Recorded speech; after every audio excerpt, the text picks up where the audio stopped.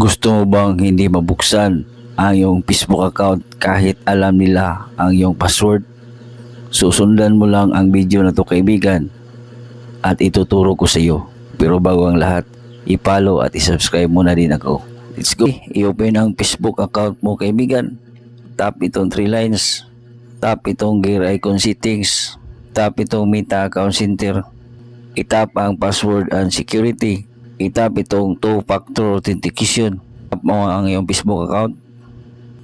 So dapat dito, kaibigan, naka-on po ang ating authentication app.